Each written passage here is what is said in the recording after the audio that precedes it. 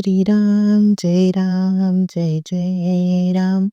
श्री सद्गुरु ब्रह्मचैतन्य गोंदवलेकर महाराजांचे प्रवचन. 9 जून. वासनानाश हाच मोक्ष. पुष्कळदा भक्ती म्हणजे काय किंवा परमार्थ कशाला म्हणतात हेच आपल्याला कळत नाही. ज्याला प्रपंच नीट करता येत नाही त्याला नाही परमार्थ करता येणार. प्रपंचाला कंटाळून भक्ती नाही येणार.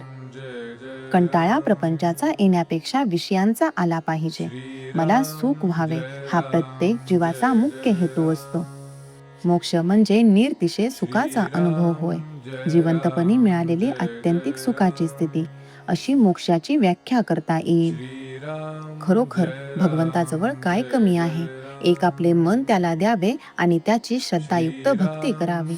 काळजी करणे म्हणजे भगवंतावर भरोसा नसणे होय. प्रारब्धावर देह टाकणे ही खरी संन्यास वृत्ती होय.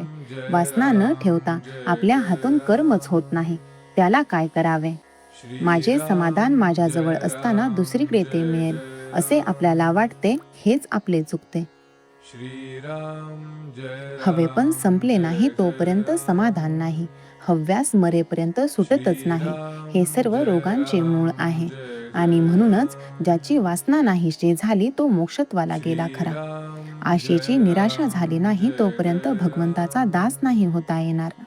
आशा जेव्हा मनात उठेल तेव्हा ती भगवंताला अर्पण करावी. प्रत्येकाला वाटते मी श्रीमंत व्हावे, पण किती जण तसे होतात? म्हणजे ही निराशाच नाही का? प्रपंच खरोखरीच नाटकासारखा आहे. नाटकामध्ये एखादा मनुष्य राजा झाला काय किंवा भिकारी झाला काय? प्रत्यक्ष जगामध्ये त्याला किंमत नाही. उलट भिकाऱ्याचे काम करणाऱ्याने जर ते उत्तम केले तर लोक त्याचे कौतुक करतात. तसे प्रपंचामध्ये कुणी श्रीमंत असला काय आणि कुणी गरीब असला काय, याला महत्व नसून त्याने भगवंताचे अनुसंधान किती ठेवले याला खरे महत्व आहे. आपण पैसा साठविला तर गैर नाही, पण त्याचा आधार न वाटावा. अनुसंधानाच्या आड त्याला येऊ देऊ नये. विषयावर जोपर्यंत तुमचे सुख अवलंबून आहे तोपर्यंत भक्तीचे खरे सुख मिळत नाही.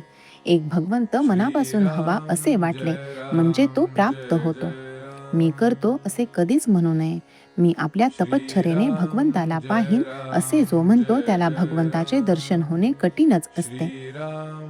विषय मिळाला नाही म्हणजे तळमळ लागते. त्याप्रमाणे भगवंत भेटला नाही तर तळमळ लागावी.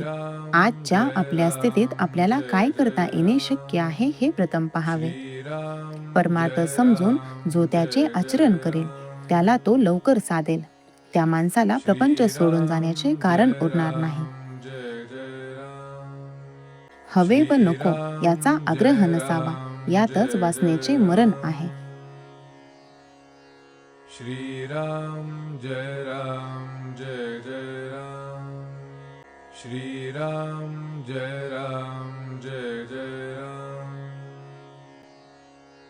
श्रीराम जय राम जय जय राम. श्रीराम जय राम जय जय राम. श्रीराम जय राम जय जय राम. श्रीराम जय राम जय जय राम.